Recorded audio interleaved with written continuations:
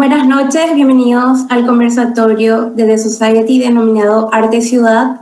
Este sería el cuarto conversatorio en el cual vamos a estar tocando el tema de derecho de autor y propiedad intelectual con 4 especialistas, 3 abogados, la abogada Patricia Stanley, también el abogado Cristóbal González, el abogado Juan Lebrón y la artista Anne Cha.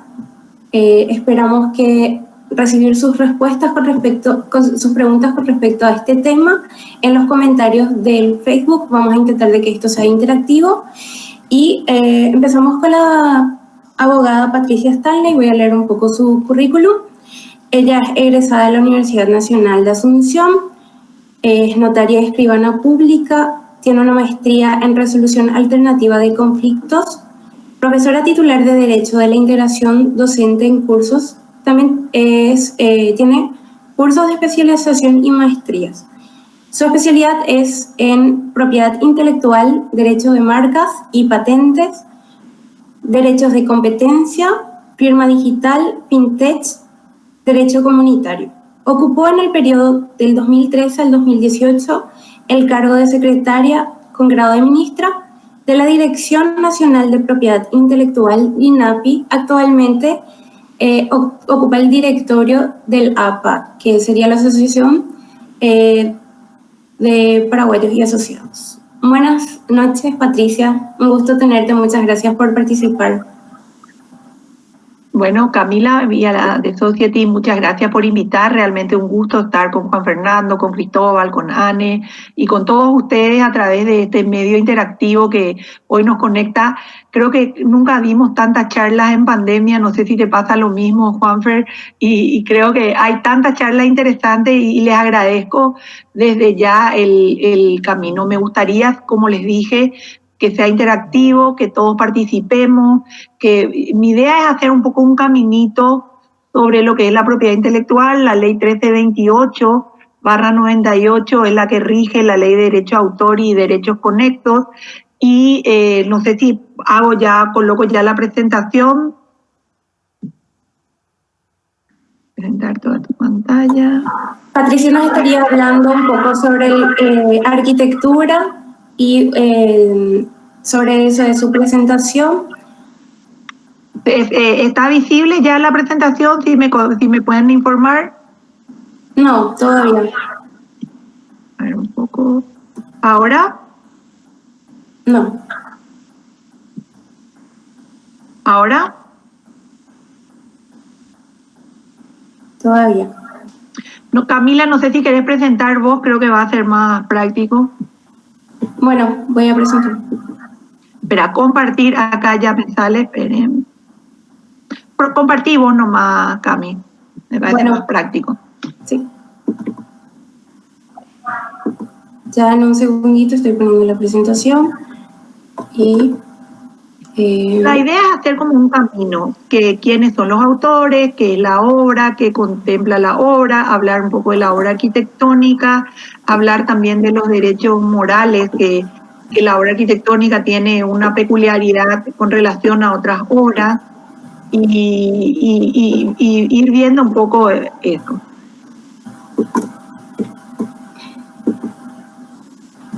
Ahí se ve. ¿Ustedes ven? Sí, se ve. Bueno, vamos a al primer slide, querida Camila. Bueno, para la ley 1328 hay algo muy importante. El autor solo puede ser la persona física que hace la creación intelectual. Si una firma le contrata a alguien, esa firma no puede ser el autor. El autor es el hombre, el ser humano, y en eso salimos un poco de lo que es la corriente del copyright office, del copyright, que de repente pueden ser corporaciones los titulares primigenios. Vamos a la siguiente slide, por favor. En la obra es toda creación intelectual, ya sea en el ámbito literario, artístico, científico, que puede ser divulgada o reproducida en cualquier forma conocida o por conocerse. Y esa expresión final es muy importante, porque si nos vamos a la música, al comienzo la música estaba reproducida en disco de vinilo, después vinieron los CD, hoy en pendrive, y hoy estamos reproduciendo en los teléfonos celulares o en los televisores o en diferentes maneras de hacer. La obra anónima, como su nombre lo dice, es cuando no se sabe el origen de la obra, o sea, las fábulas, las leyendas, son obras anónimas por antonomasia. La siguiente lámina, por favor. La obra audiovisual es una obra apreciada por imágenes, con o sin sonido, y pueden ser incluso exhibidas por aparatos idóneos. Por ejemplo, vemos hoy que existen de vuelta los autocines por una cuestión de la pandemia, o sea que cómo se va representando, ya sea por celuloide, videograma, en una cuestión digital, o cualquier otro mecanismo, porque también va a ir variando. Siguiente, por favor, Camila. Sí. La obra arte aplicado es cuando, por ejemplo, fijamos en una vasija de barro vamos a decir, forma, figura, una escultura. Siguiente, por favor. Ojo, estas definiciones de la ley son muchos más, hay muchas más definiciones. Yo me quise enfocar solo en la obra y vamos a decir, para que veamos qué variedades de obra. La obra colectiva, digamos, es cuando bajo un software, por ejemplo, una obra colectiva, porque interviene más de una persona y no, vamos a decir, no se puede saber qué parte de qué obra es quién puso qué.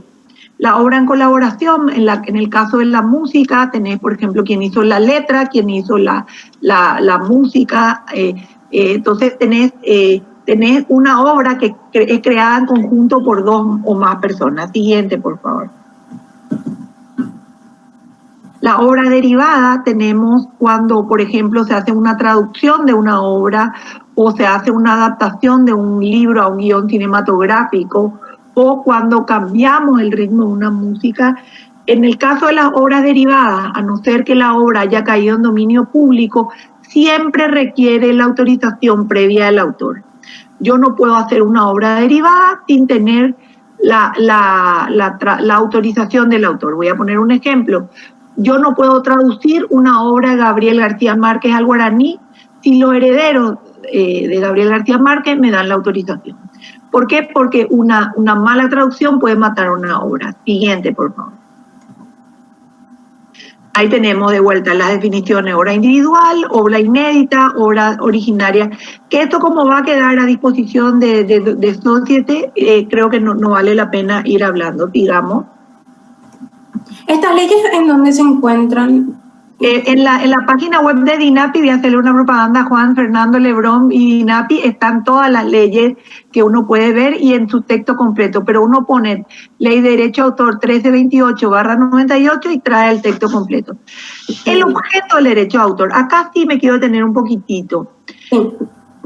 No sé si querés subir más para que se vea. Dice, la protección del derecho de autor cae sobre todas las obras del ingenio, cualquiera sea su género, forma de expresión, mérito o calidad. ¿Qué quiere decir eso? Si una obra es malísima, igual es protegida. Cualquiera sea el género de la obra. Y acá hay algo muy importante. Los derechos reconocidos en esta ley son independientes del objeto material en el cual está incorporada la obra.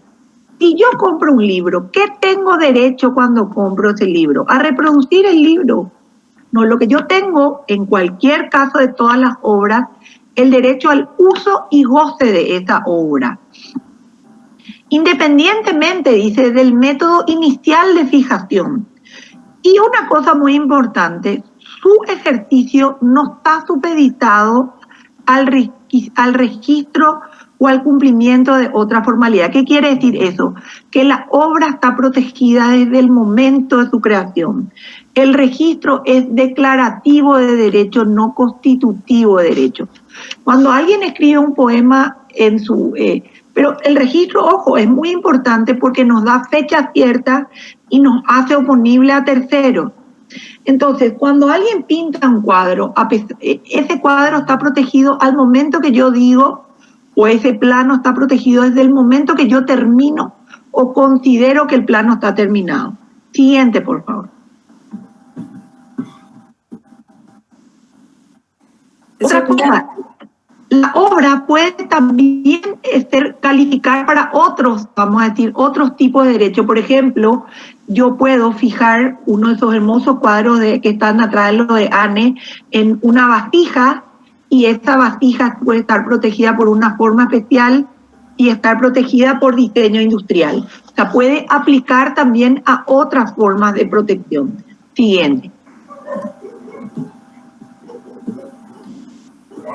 Y acá, justamente en el inciso 9 del artículo 4, que es muy largo, habla de los planos arquitectónicos que me pidieron como formas de obras de protección. Y también algo muy importante, la enunciación que se hace en este artículo 4 es meramente enunciativa y no taxativa. ¿Qué quiere decir? Que puede haber muchas otras obras o catálogos de obras que no sean las que estén enumeradas en este artículo 4. Siguiente, por favor. Sí.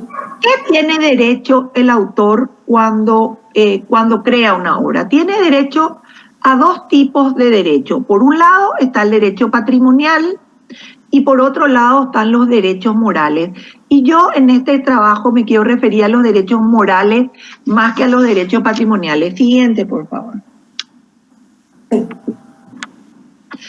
¿Y cuáles son estos derechos morales? Hay 4 derechos morales que son reconocidos: el derecho de divulgación, el derecho de paternidad y el derecho de integridad de la obra y el derecho de retiro de la obra del comercio. El derecho de divulgación, yo pinto un cuadro, hago un plano y yo decido si esa obra va a ver la luz. El autor es el que decide si este cuadro no me gusta, no quiero que nadie lo vea. Escribí este libro, no quiero que nadie sepa que yo escribí. O sea, es un derecho personalísimo que se pierde en la muerte. Los herederos ahí sí pueden decidir, y en muchos casos, contra la voluntad del autor, incluso publican obras. El derecho de paternidad es el derecho de que yo figure como autor de esa obra a perpetuidad. Yo compro un cuadro, el derecho de comprar ese cuadro a mí no me da derecho. ¿Y por qué digo un cuadro? Porque es mucho más gráfico, vamos a decir, derecho a tachar el nombre y poner mi nombre, por el mero hecho de haber comprado un cuadro. Lo mismo ocurre en los libros, en la música, en los planos arquitectónicos, en todo el catálogo de obras que está establecido. El derecho de integridad. No me gusta el cuadro, no me gusta el fondo amarillo del pájaro y quiero ponerle un fondo azul porque soy liberal. No tengo ese derecho. El único que tiene ese derecho es el autor.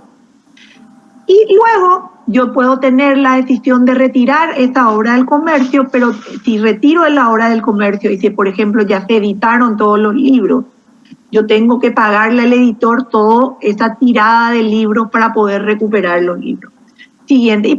Y vamos a ir pasando 2 o 3 diapositivas, si te parece, Camila, porque sé que el tiempo apremia. Y vamos directo a las obras arquitectónicas.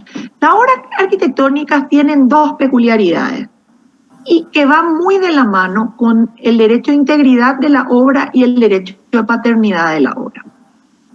En primer lugar, la obra arquitectónica es una, por no decir una de las pocas obras, sino la única, que puede ser alterada. Yo le pido a Camila, que es arquitecta, un plano para mi casa, hago un monoambiente, de repente me quedo embarazada de trillizos y quiero ampliar el plano de mi casa y modificar el plano de la obra. Yo tengo ese derecho y la ley me permite esa facultad de derecho. Yo puedo modificar el plano porque yo voy a vivir en esta casa y yo necesito, porque mis hijos, tengo más hijos, o al revés, se fueron todos mis hijos y quiero echar dormitorios y modificar el plano. La ley me permite atentar en cierta medida contra la integridad de la obra y modificar esos planos arquitectónicos. Y siguiente, eso va a derecho a mano con otro derecho que también tiene la peculiaridad, las obras arquitectónicas, que es el repudio paternidad de la obra. Vamos a poner que yo modifique el plano de una pileta y decida poner una jabonera en la pileta. Estoy diciendo algo ridículo, pero mata la pileta, o decido que en una chimenea poner un grill de parrilla o cambiar la estética de un proyecto. Entonces el arquitecto, o voy a poner otro ejemplo, a mí me tocó creo que hacer una de las pocas demandas de repudio de paternidad de la obra, porque a un arquitecto que había proyectado las fundaciones para 3 pisos y toda la estructura para 3 pisos, construyeron 4 pisos más encima. Entonces él se presenta ante el juzgado y solicite que le retire su nombre de los planos arquitectónicos, tanto en la municipalidad, donde se aprobó el plano, y en todos los lugares, porque esa obra podía colapsar y tener un riesgo.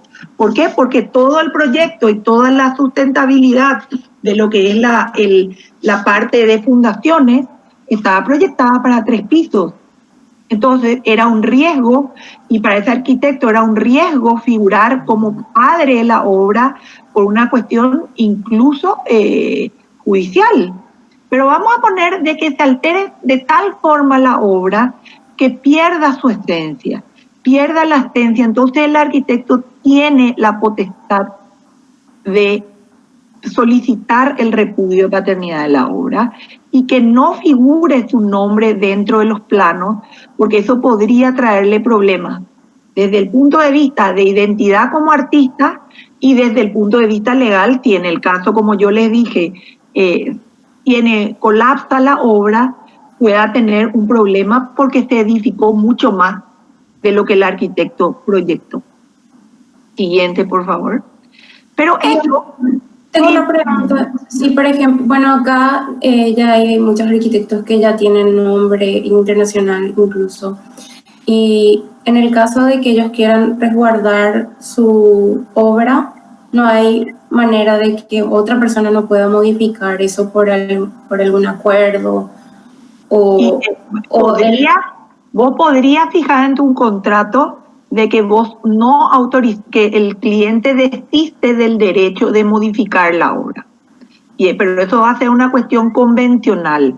En principio, la ley le permite la modificación de la obra. O sea, pero yo puedo pactar con mi cliente que, porque la obra tiene una determinada estética que yo quiero que se mantenga y porque mi nombre va a estar afectado en ese momento, yo firmo un contrato en el cual yo le pongo como condición para la ejecución de esta obra la inelasticibilidad de ese plano o de eso como está diseñado, vamos a decir. Y ahí me gustaría ir a la siguiente diapositiva y con eso termino. Esta es una obra de Calatrava en el cual hace un puente del Suri, en el cual él le demanda al municipio de Bilbao. En una primera instancia pierde Calatrava, pero Calatrava pide $3 millones para que le indemnicen por la modificación por haber modificado y alterado el derecho moral de su obra, y en la legislación española sí no hay esa excepción de obra arquitectónica, y le pagan a Calatrava 30.000 euros, pero mantienen la modificación. Porque según lo que yo leí, si ustedes ponen Bilbao condenado para indemnizar, van a ver que Calatrava tiene muchos juicios, algunos de los cuales pierde y otros ganan. Por ejemplo, el municipio de Venecia lo multó por haber hecho mal su obra, porque aparentemente, y era el problema de este puente, que la gente se resbalaba y se caía. Entonces el municipio le pone unas modificaciones para que la gente no se caiga, y en una primera instancia justamente hicieron que el interés general estaba sobre el interés particular, pero en otra instancia, vamos a decir, le condenan por haber alterado la obra sin el consentimiento de Calatrava, pero no en el monto que Calatrava demandó, porque Calatrava demandó por 3 millones de euros por haber modificado su obra. En el último vamos a tener la foto del puente para que podamos ver que, dicho sea de paso, es una de las atracciones turísticas de Bilbao.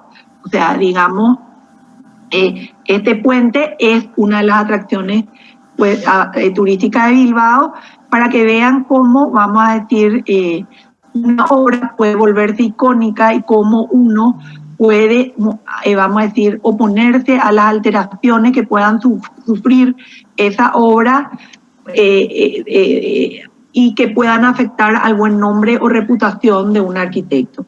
Como verán, vamos a decir, la obra arquitectónica tiene esa peculiaridad en cuanto a los derechos morales, y con esto creo que llegué más que de sobra en el tiempo que me dieron a disposición a las preguntas que quieran hacer. Muchas gracias.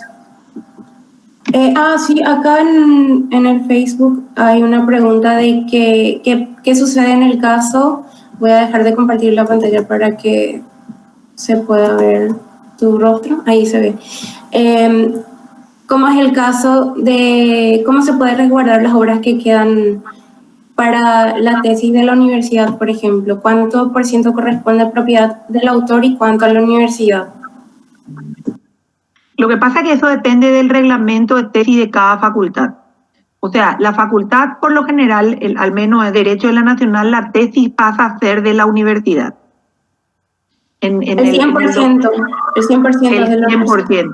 Justamente una de las cosas que yo creo que es muy necesaria es una reforma de todo lo que es el sistema de tesis de las universidades, porque normalmente las tesis quedan, digamos, como tu contribución a la sociedad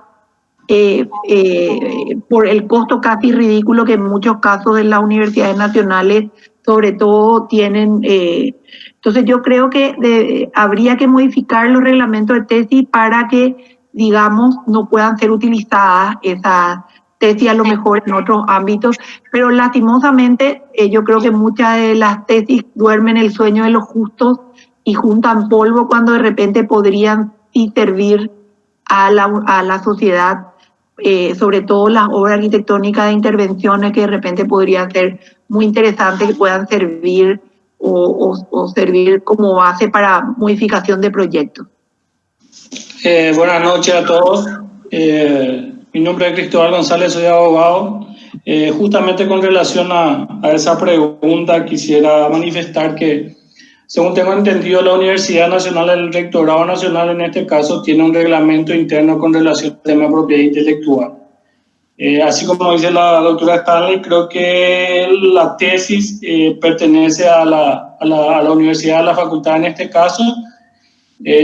Asimismo, creo que hay otras facultades de la Universidad Nacional que quisieron hacer un reglamento interno propio, pero me parece que a la larga el rectorado no permitió eso. Esa es la información que yo al menos manejo con relación al tema de la titularidad de la tesis con relación a las diferentes facultades de la Universidad Nacional. Yo coincido contigo, Cristóbal. No sé si Juan Fernando quiere comentar algo. No, me parece más que claro lo que dijeron, así que no hace falta, creo.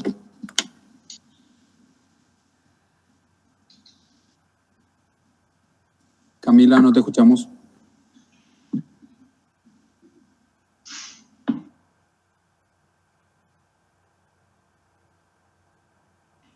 Camila, creo que tenés que prender tu micrófono y creo que pasamos a la segunda. Listo. Bueno, ahora le presento al abogado Cristóbal. Cristóbal González, egresó de la Universidad Autónoma de Asunción, tiene un diplomado en mediación por la Universidad Católica de Asunción, participó en varios seminarios de propiedad intelectual, SEED, Life Science, CropLife a nivel internacional. Actualmente es encargado del Departamento de Patentes, Copyright y Regulatorio del Estudio Berkemeyer de Paraguay. Asimismo, ejerce la asesoría jurídica de la Capacinfar, asociación que aglutina a los laboratorios de investigación farmacéutica, y de la CAFIB, que es la Cámara de Empresas Multinacionales de Agroquímicos y Biotecnología en el área agrícola. Buenas noches, Cristóbal.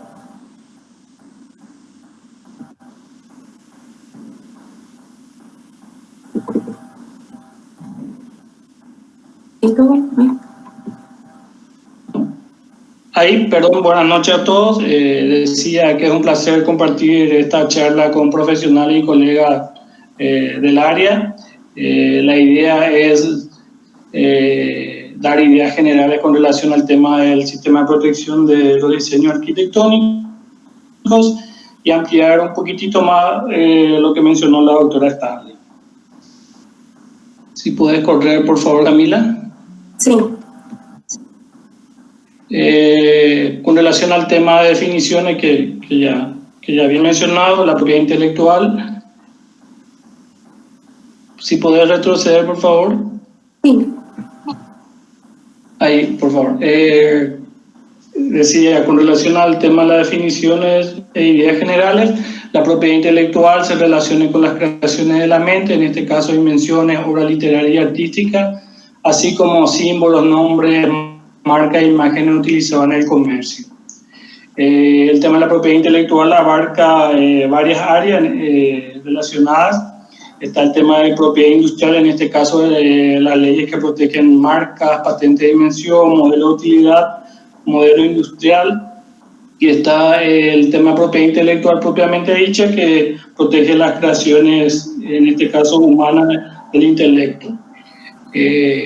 La arquitectura, conforme a la definición que se da, es el arte y técnica de diseñar, proyectar y construir edificios y espacios públicos. Está muy relacionado con el tema de las creaciones humanas, por tanto, obtiene su protección bajo la ley de derecho de autor. Acá hay una pregunta también, si es que les puedo interrumpir. Osvaldo Soler nos pregunta, si la obra tiene una declaración de bien de valor patrimonial, ley 5.621 del 2016, creo, ¿no debería tener autorización de la Secretaría Nacional de Cultura? Pregunta. Asimismo, estamos hablando de un plano que no tiene esa protección. Sí debería tener una autorización de todo lo que se haya declarado patrimonio cultural para poder ser modificado. Estamos hablando de las obras en general y no de las obras que tengan una protección especial. Muy bien, continuamos con... Así como manifesté y como ya han indicado anteriormente, la ley que protege, digamos, las obras arquitectónicas, la ley 328 del año 98, y como mencionaron también, este derecho de autor sobre todas las obras del ingenio de carácter creador, en el ámbito literario artístico, cualquiera sea su género, forma de expresión, mérito o finalidad. Con relación a las obras de arquitectura protegidas por el derecho de autor, son tanto los edificios o construcciones similares en este caso, como los proyectos, diseños, croquis, planos y maquetas que conlleven esta edificación. Entonces también la maqueta está protegida. Así mismo, está protegida también.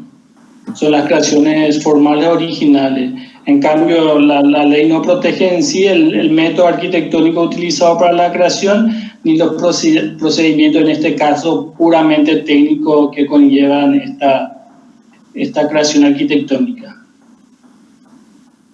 Generalmente la originalidad de estas creaciones radica en la forma de construcción y en los diseños o agregados ornamentales de la obra arquitectónica en este caso. Así como había manifestado la autora, los autores de las obras arquitectónicas también gozan de los derechos patrimoniales y morales con relación a su obra, con relación al tema del derecho moral de integridad, que es la más controvertida, no solo acá, sino también en varios países y en regiones como en Europa. Es una cuestión bastante discutible con relación a la facultad que tiene la persona que haya adquirido o comprado o mandado realizar un plano arquitectónico.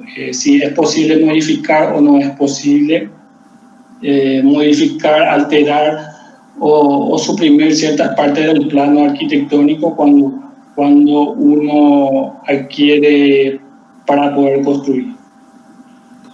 Yo también tengo una pregunta con respecto, hace rato Patricia me había comentado que acá hay una ley de reventa, digamos, de concesión, que el autor puede recibir el 5% de la venta. Y yo quisiera saber si esa ley también se aplica a la arquitectura o no.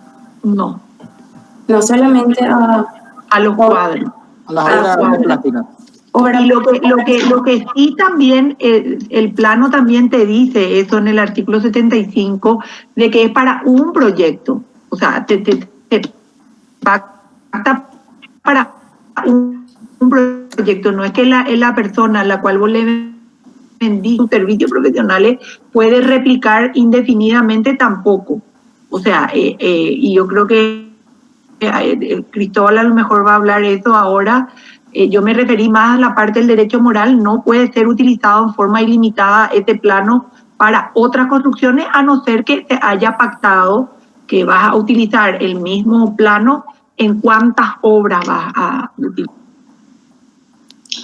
Cuando uno realiza un plano arquitectónico y luego cede a la persona que adquiere eso, prácticamente está cediendo el derecho patrimonial para construir esa obra conforme a ese plano. Ese es el tema, sería cuando uno adquiere esa obra arquitectónica, cuando un particular adquiere, el arquitecto está cediendo ese derecho patrimonial para que la persona pueda edificar esa obra.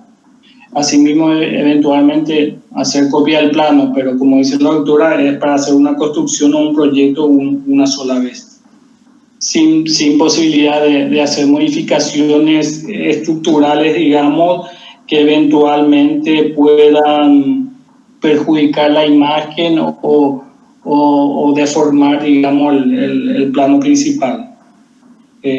Con relación al tema de derechos morales, de que el arquitecto sea nombrado como autor de ese plano, de esa obra arquitectónica, el arquitecto en este caso puede oponerse a la misma si es que esa construcción no sigue los parámetros establecidos en el plano que él envió a la persona o a la empresa en particular. Si puedo avanzar un poco más, Camila, con relación al... Si puedo retroceder un poco más. Como habíamos... Un poco más. Solamente estos. Uno anterior a esto.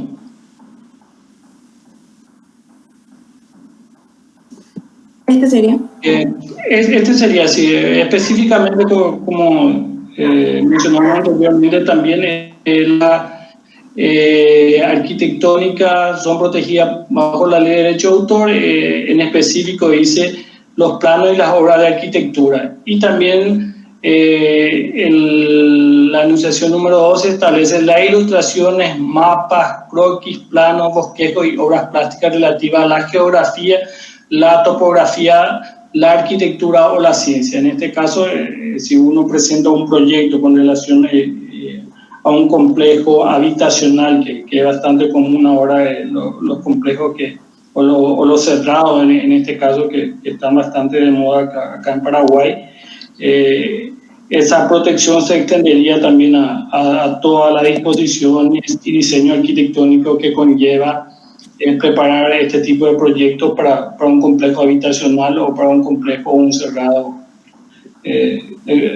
comúnmente denominado aquí en Paraguay como los cerrados habitacionales que se están construyendo en diferentes partes acá del departamento central. Como habíamos manifestado, el tema de la obra arquitectónica también pueden ser protegidos, como habíamos dicho, el tema de las maquetas, los croquis, la disposición en este caso de los caminos, la modificación de la geografía. O sea, prácticamente cuando uno está elaborando no solo el plano, es proteger obra de diseño arquitectónico. Con relación al tema que hemos incluido en los slides, en relación al tema del plagio, el plagio viene a ser la utilización del trabajo, en este caso de las ideas o de las palabras como si fueran propias. Es cuando un tercero, o en este caso generalmente ocurre que un estudiante de arquitectura, digamos, para presentar su proyecto, no digo copia el plano, pero sí se basa en alguna construcción ya existente y modifica ciertos aspectos de esa construcción ya existente. En este caso, el estudiante siempre tiene que mencionar de quién es la obra o de quién es el plano en este caso para que no exista plagio cuando presenta su tesis. Ya, acá hay una pregunta de Shirley que dice, cuando un alumno escribe un artículo para un concurso de iniciación científica en la universidad, siendo este artículo publicado en la revista de la universidad, ¿puede registrar este trabajo de su autoría en la DINAPI? Bueno, realmente va a depender mucho del... perdón, Cristóbal y doctora. Está hablando mucho del... Juan Lebrón ahora, para que se haga la diferencia. Va a depender mucho de las bases y condiciones a las que se supeditó la persona que se presenta al concurso, ¿verdad? Normalmente este tipo de concursos tienen dentro de su base y condiciones establecidos cómo se va a manejar la propiedad intelectual en esos casos. Y bueno, la verdad que es ceñirse a eso. Si dentro de eso dice que la propiedad intelectual, independientemente de la posibilidad de reproducir esa obra en esa revista, digamos, va a quedar para la persona que lo redactó. Entonces, sin problema, de hecho, se puede registrar. Siempre va a depender en ese acuerdo, en ese contrato que nosotros aceptamos al presentarnos a un concurso de este tipo, ¿verdad? Independientemente de eso, lo que cabe destacar es que siempre van a ser cedidos los derechos patrimoniales, nunca van a ser cedidos los derechos morales, ¿verdad? Los derechos morales siempre van a ser para la persona que redactó eso, ¿verdad? Muchas gracias. Ahí. Muchas gracias. También hay otra pregunta con respecto a software. Voy a leer la pregunta. Heidi Romero pregunta, si a los profesionales se le pagó por crear un software, el que ejecutó fue un ente público y no se estipuló en ningún lado el tema de la propiedad intelectual. La ley en este caso prevé, de hecho, la posibilidad de que no se establezca nada, ¿verdad? El artículo 14 de la Ley de Derecho de Autor establece que en general la obra creada en cumplimiento de una relación laboral o en trabajos por encargo inclusive, la titularidad van a ser se va a regir de acuerdo a lo que se pacte entre las partes. Sin embargo, cuando no hay una estipulación contractual expresa, se va a presumir siempre que esos derechos patrimoniales en particular sobre la obra son cedidos al patrón o a la persona que encargó esos trabajos según el caso, ¿verdad?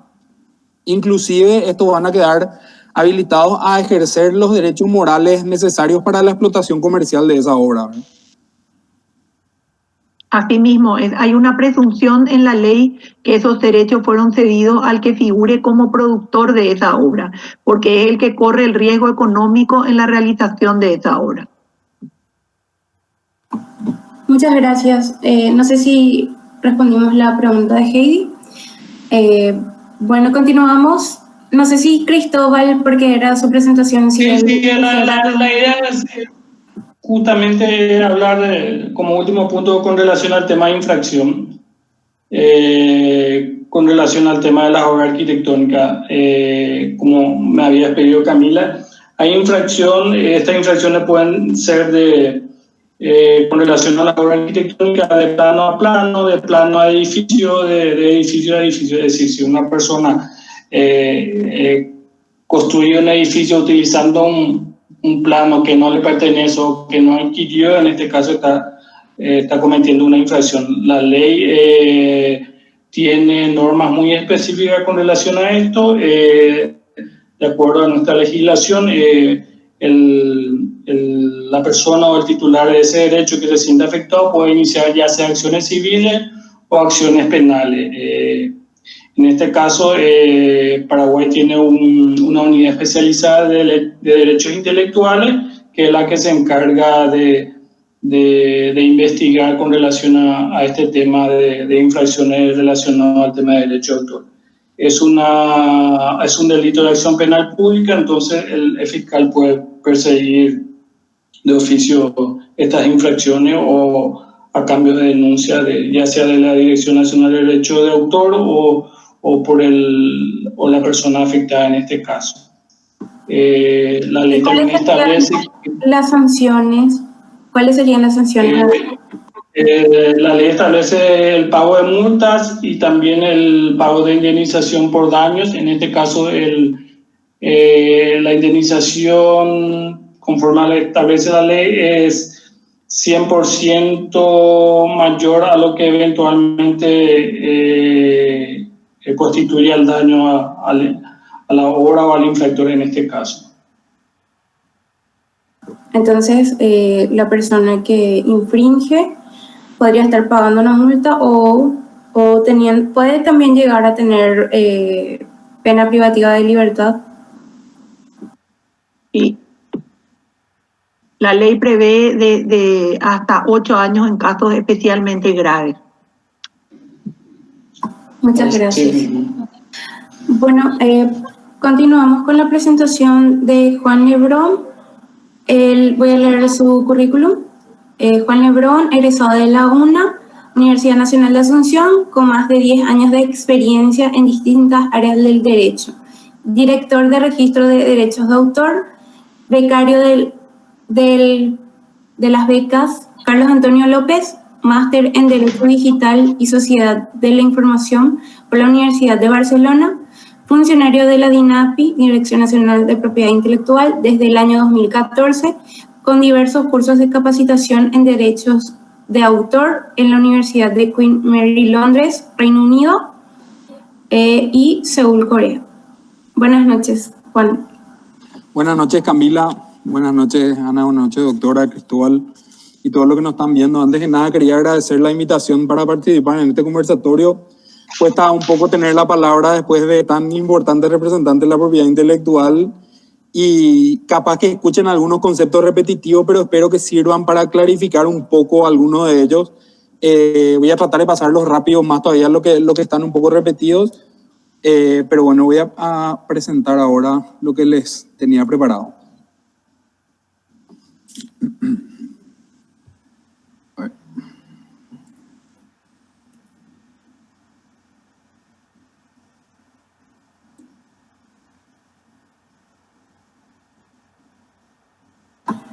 Vamos a estar también en un rato con la artista Anitza. Ella nos va a comentar su experiencia en relación a que un montón de sus diseños se utilizaron sin su autorización y cuáles fueron los procedimientos que ella realizó para reclamar su derecho. Ahora continuamos con Lebrón.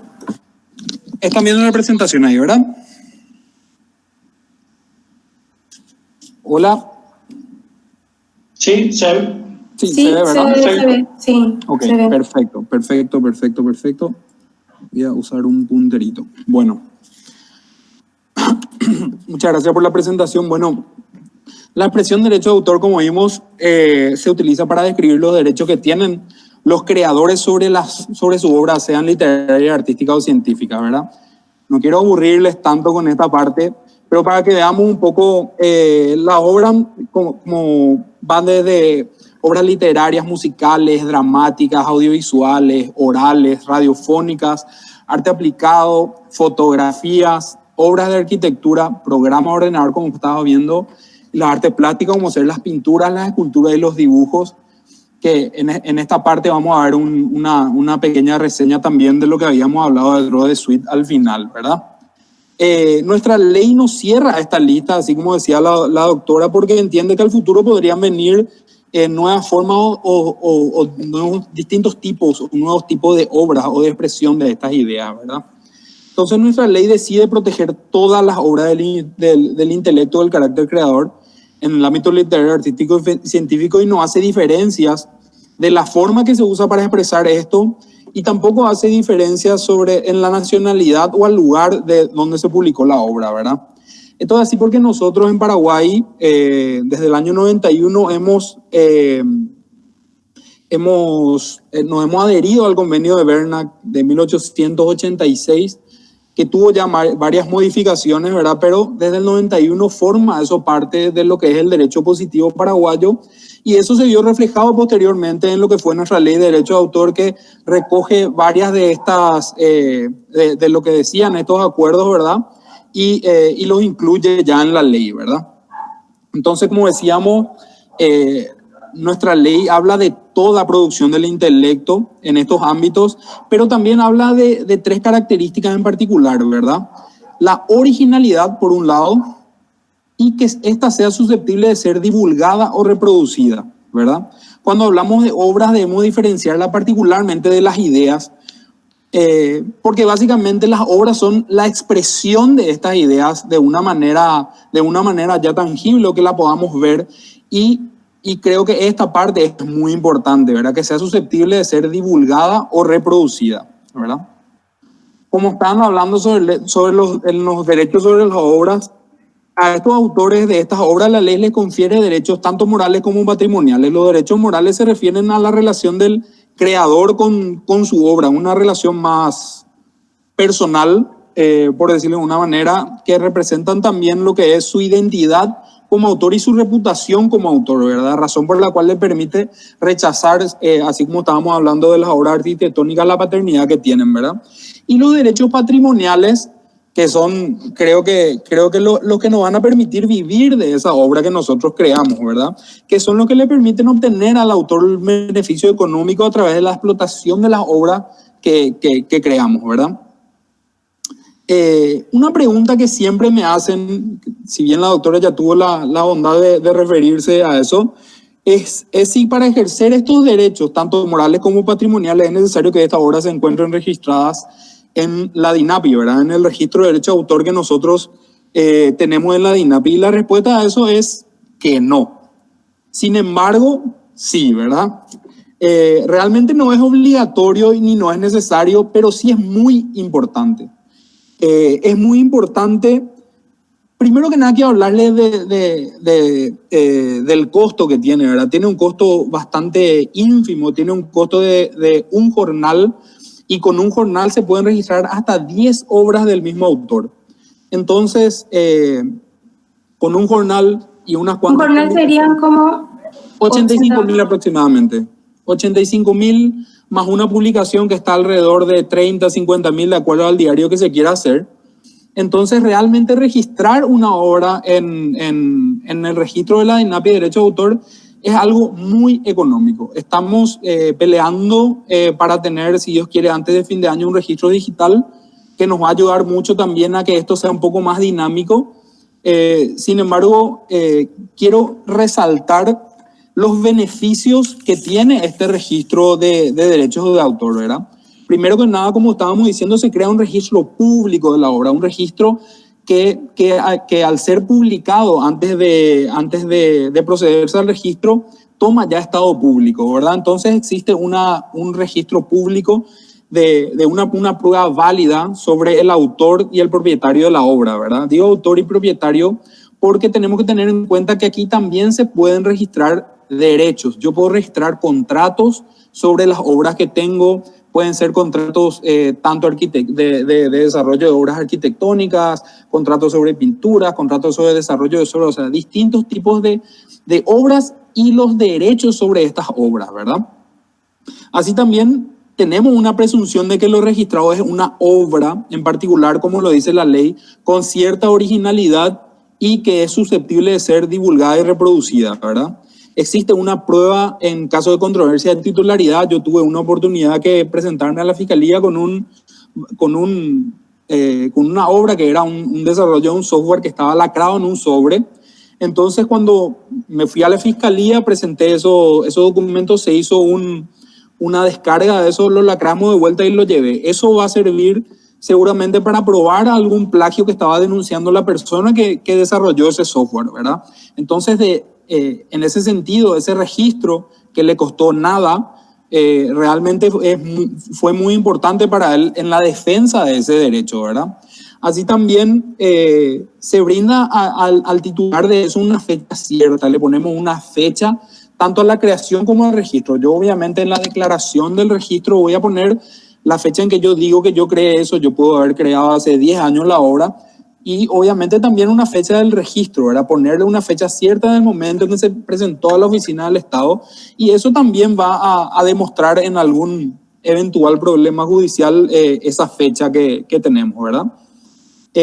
Y también sirve como apoyo en los contratos, como estábamos hablando de obras y los derechos conexos sobre esta, ¿verdad? En caso de que yo quiera licenciar una obra, muchas personas me van a pedir, o mi contraparte me puede pedir que yo le demuestre algún documento que yo tenga que yo soy titular de esa obra, ¿verdad?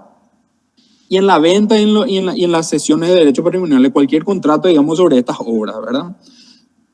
Existen casos que son los que también golpean mucho nuestras puertas en el caso de causas sucesorias, ¿verdad? Tenemos personas que son autores, muchos de los cuales tienen registrado su obra en DINAPI.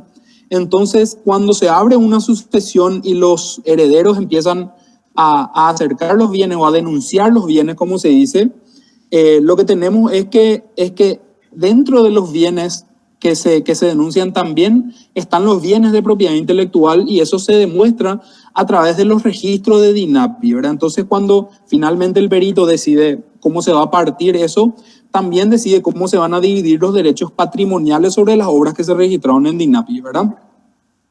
Y también hay sociedades de gestión colectiva que se apoyan en nuestro registro para tener realmente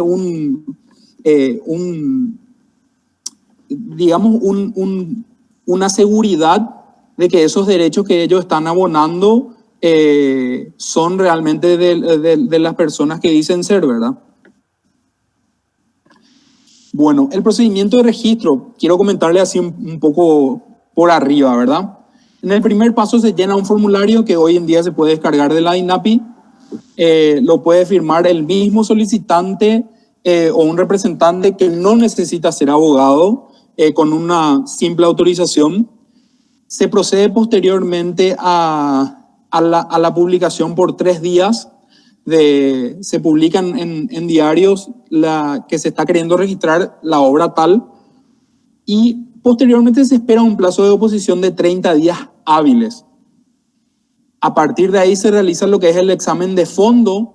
Analizamos dentro de la medida de lo posible la originalidad de la obra. Claramente no tenemos la posibilidad hoy en día de contraponer obras, poemas con poemas, y ver si la originalidad es del 100%. Sin embargo, dentro de la medida de lo posible hacemos un análisis de la originalidad, y también obviamente si esta obra es susceptible de ser divulgada o reproducida, y finalmente se confecciona el certificado de registro. Este procedimiento, aparte de costar un jornal que le estaba comentando anteriormente, 85.000 guaraníes aproximadamente, más la publicación, que serían otros 30.000 guaraníes para el registro de hasta 10 obras en un mismo expediente, dura aproximadamente 3 meses. Realmente creemos que, o sea, en esta parte de acá de los 30 días hábiles de oposición se nos va gran parte del tiempo de ello, ¿verdad?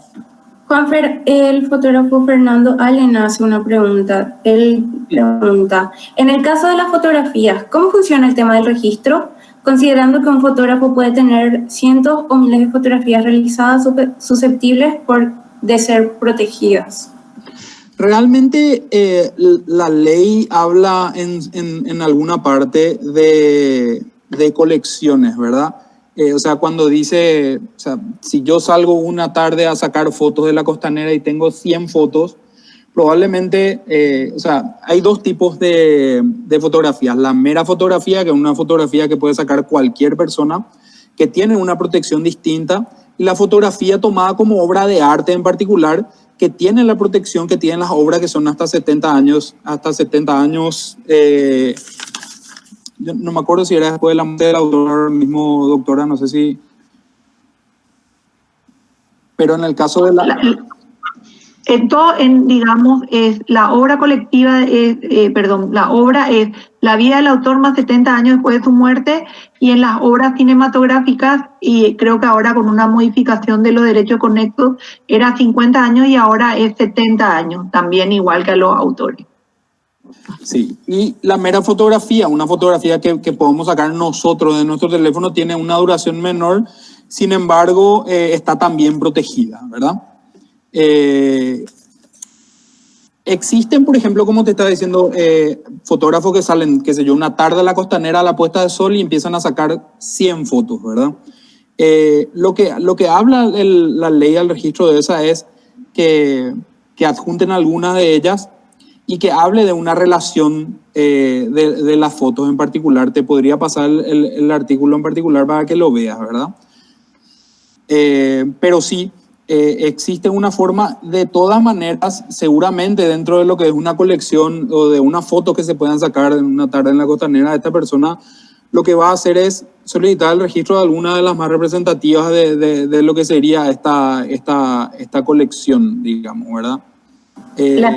Una serie de fotografías. Una serie de fotografías, ¿verdad? Sin embargo, como te digo, obviamente de acuerdo a la cantidad de fotos que fueron sacadas, probablemente el hecho de que podamos recibir hasta 10 horas en un mismo expediente a ese costo hace también que sea un poco más fácil y que no sea un jornal por cada foto, digamos, que sería así algo ya perjudicial. Al comienzo también mencionabas que no es necesario registrar todo, pero el registrar te da un apoyo jurídico, un resguardo, digamos. Sí, así mismo. Es mucho más fácil probar ante un juzgado. O sea, de hecho, en el ámbito judicial, al llegar a un momento de un juicio, tenemos millones de maneras de probar algo, ¿verdad? Podemos pedir testigos, puedo llevar mi computadora o los datos de creación del documento, ¿verdad? Sin embargo, un registro público de eso va a ser probablemente va a ser un sustento mucho más fuerte a la hora de probar la titularidad de una obra en un juicio de este tipo, ¿verdad? Perdón, agrego algo más. Lo que te da el registro es la facilidad de probar la titularidad de esa obra. O sea, sin necesidad de hacer un proceso muy extenso, voy a tener un certificado y con eso te va a presentar para iniciar alguna acción judicial o alguna denuncia con relación a una posible infracción a ese derecho o a tu obra en este caso. Es una obra oponible a tercero. El registro lo que hace es darnos fechas ciertas y la posibilidad que sea oponible a terceros, que creo que es tanto como el doctor Cristóbal como Juan Fernando lo han resaltado muy bien. Y sobre todo, vamos a decir, en nuestro caso también, yo creo que Paraguay está muy subregistrado, sobre todo en obras literarias, y entonces no nos da una pauta de cuánto creamos los paraguayos. O sea, el registro ayuda también en cuanto a lo internacional a demostrar la cantidad de creaciones que tenemos como en Paraguay, que creo que es muy importante y sobre todo que tiene un costo muy bajo. Así mismo. ¿A qué se atienen, por ejemplo, las personas que utilizan fotografías sin nombrar al autor? Esto es muy frecuente también en The Society, nos suele pasar que utilizan fotografías, medios masivos, por ejemplo, sin autorización. Sí, siempre va a depender, o sea, existen excepciones al derecho de autor. La regla es que esto está penado. Hay una modificación que es la ley 3440 del año 2008, si mal no recuerdo, donde el Código Penal fue modificado a los efectos de estar acorde con lo que son las penas en cuanto a la violación de propiedad intelectual y habla en su parte de la violación de derechos marcarios o de propiedad industrial como los derechos de autor. Y se establecen penas de, como dijo la doctora, de hasta 8 años, ¿verdad? Y la posibilidad, obviamente, de recibir un resarcimiento económico. Gracias. Bueno, continúo con la otra parte que me habían pedido, que es el Droge Suite. Que de hecho, bueno, cuando hablamos de Droge Suite, básicamente es el derecho que otorgan los artistas plásticos en particular la potestad de percibir un porcentaje del precio de sus obras cuando sean revendidas, ¿verdad? A mí me explicaron esto realmente con una imagen, con esta imagen que está acá, y creo que puede servir, ¿verdad? Esta es la imagen de una subasta, donde una persona habla $1 millón, otra cita $1.100.000, y el rematador dice 1, 2, 3, vendido. Entonces, Este señor que está mirando acá con su hija le comenta, ese cuadro que se vendió ahí lo pintó tu padre, hija mía, ¿verdad? Entonces esto es bastante fuerte y esto llevó justamente a que se empiecen a buscar soluciones para esto, ¿verdad? Cuando hablamos de la música o cuando hablamos de otro tipo de obras, es muy fácil para el autor seguir, o sea, gracias por supuesto a la sociedad de gestión colectiva, seguir el devenir de su obra, digamos, ¿verdad? Si su obra tiene éxito, él a través de la sociedad de gestión colectiva va a seguir percibiendo un dinero por ese éxito que tiene su obra. Entonces el autor siempre va a seguir, digamos, este devenir, ¿verdad? Desde el punto de vista del derecho de autor, creo que es muy importante este hecho, ¿verdad? O sea, que el autor realmente pueda mantener en el tiempo la ganancia sobre una obra, que eso aporte realmente a la sociedad. Así como dijo la doctora, probablemente en un principio las obras de un gran pintor no tengan mucho valor más que cubrir ciertos costos. Sin embargo, con el paso del tiempo, inclusive con la muerte del autor, esto pueden pasar a valer muchísimo más de lo que cualquiera pudo haber tenido idea, y sería una lástima que tengamos realmente a los que crearon estas obras sin tener la ganancia que se merecen por eso que crearon, ¿verdad? Entonces, cuando hablamos de obras artísticas en particular y artes plásticas, ese seguimiento, como dije, se hace un poco más complicado, ¿verdad? Cuando esta obra de artes plásticas circula en manos privadas, es muy difícil en general identificar. O sea, si yo vendo mi cuadro a Juan Pérez y él se lo vende a su mamá, probablemente yo nunca lo pueda saber, ¿verdad? Entonces la solución legal que se encuentra es en apoyarse en los registros de ventas, tanto de las galerías de arte como de las subastas públicas, ¿verdad?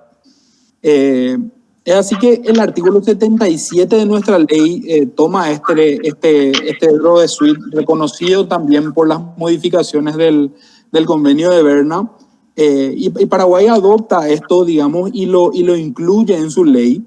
Y dice el artículo 77 en su primera parte, que les quiero leer un poquitito, dice: en caso de reventa de obras de artes plásticas efectuadas en pública subasta o por intermedio de un negociante profesional en obras de arte, el autor y a su muerte los herederos o legatarios gozarán del derecho inalienable e irrenunciable de percibir del vendedor un 5% del precio de venta por el tiempo que se refiere al artículo 47, que estamos hablando de 70 años posteriores a la muerte del autor, ¿verdad? Si bien en Paraguay, como estábamos hablando, no tenemos todavía una sociedad de gestión colectiva que perciba los derechos de reventa, esto no significa que las galerías o subastadores se libren de esto de alguna manera, ¿verdad? Ellos están obligados, como dice este artículo, a comunicar al autor o a sus herederos esta venta. De hecho, están obligadas a ello, como dijimos. Y como vimos, a diferencia de los demás derechos patrimoniales, este derecho, este droit de suite o el derecho de reventa tiene su particularidad que no son renunciables, que son irrenunciables, ¿verdad? En cambio, los otros derechos patrimoniales, sí, uno puede cederlos, o sea, puede de hecho renunciar a ellos, ¿verdad? Pero en este caso, no. Y yo quiero agregar algo, que esto surge en Francia, y por eso está en francés, droit de suite, y porque a la muerte de los impresionistas, cuyos cuadros posteriores se vendían así en millones de dólares, había, y no me acuerdo ahora el nombre del pintor, que estaba con la hija de uno de ellos viendo justamente la familia del autor, del pintor, muriéndose de hambre, y las obras, vamos a decir, revendiéndose por precios millonarios. O sea, y es una cuestión muy importante en que creo que en el ámbito que estamos hablando deberíamos incentivar. Y hay estudios tanto en Francia como en Inglaterra que se aplica el droit de suite, que eso no desmotivó la venta de las obras ni perjudicó a las galerías, sino que, vamos a decir, la gente está consciente que al pagar le beneficia al autor, en este caso al pintor, y creo que es algo que convendría comenzar a aplicar y a utilizar. Sí, la familia también entonces puede reclamar ese derecho de reventa. ¿Y cuánto sería el porcentaje? 5% de la reventa. 5%. Así es. El derecho a autor es la vida del autor más de 70 años después de su muerte. O sea, la familia de los pintores o autores puede reclamar su derecho hasta 70 años posterior a la muerte del autor.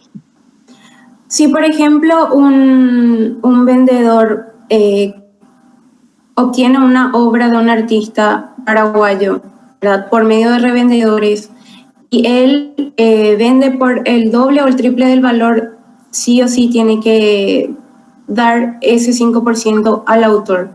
En teoría, sí. En teoría debería reservar el 5% del autor. O sea, lastimosamente los artistas valen más cuando están muertos. Y es una pena, ¿verdad? No siempre. Pero digamos que la mayoría, y tiene una razón lógica, no puede seguir pintando. O sea, entonces es obvio que en muchos de los casos, no siempre, como dijiste bien, Camila, ocurre eso. Entonces las sucesivas ventas post-mortem suelen alcanzar mayores valores. ¿Y cómo un artista puede saber cuándo se revende? Porque muchas veces se pierde ese registro. En mi caso personal, yo tengo un registro de obra, de a quién va la obra, quién me compra. Yo tengo un registro, ¿verdad? Pero muchos artistas probablemente no. Por eso es que se habla mucho de que tiene que ser a través de galerías o subastas. ¿Por qué? Porque es la manera más fácil de saber quién vendió y dónde vendió y en cuánto se vendió. Así mismo. Muchas gracias. Bueno, para finalizar, nomás quería terminar esta parte de mi presentación invitándoles a que vean dentro de las redes sociales, a que se comuniquen con nosotros a través de ellas. Por supuesto, capaz que cuando estemos más tranquilos asistan a nuestra oficina. De hecho, nosotros en la oficina de Derecho de Autor estamos atendiendo con todas las medidas de protección que tenemos a mano para recibir y continuar recibiendo los registros de las obras. Y como les digo, así como las puertas de la DINAPI y los canales de las redes sociales están abiertas para cualquier duda o comunicación que quieran realizar con nosotros. Y por supuesto estamos nosotros ahí para apoyarles, ¿verdad? No solo dentro de la oficina, sino también agradeciendo esta invitación y estos espacios donde nos dan la oportunidad de que la gente conozca un poco del trabajo que estamos haciendo y de los derechos que le asisten, ¿verdad? Muchísimas gracias. Gracias a ustedes por participar. Seguimos con las preguntas. Bueno, vamos a pasar con la presentación de Anne y luego voy a seguir leyendo las preguntas. Sí, Anne, puedes activar tu micrófono y voy a leer tu currículum.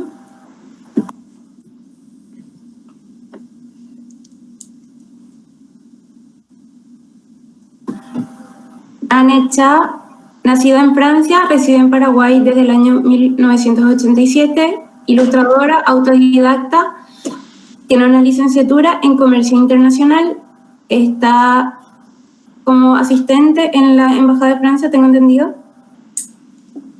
Su dibujo Gear Power o Cuñamarete, realizada en el 2013 por el Día de la Mujer, rinde homenaje al ícono americano Rosie de Rivera. La versión se ha viralizado en las redes sociales, habiendo inspirado a las mujeres del mundo entero.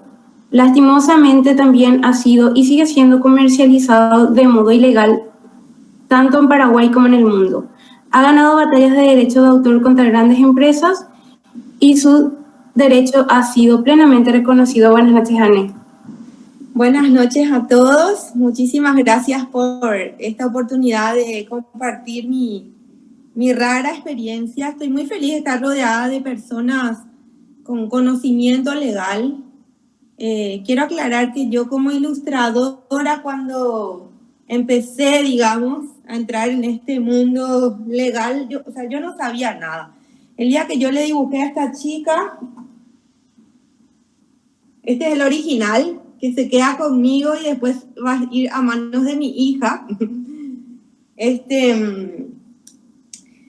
Yo no tenía ni idea de todo lo que se me venía encima. Yo no sabía que era registro de marca, no sabía que era copyright, no sabía nada. Solo sé que se viralizó completamente.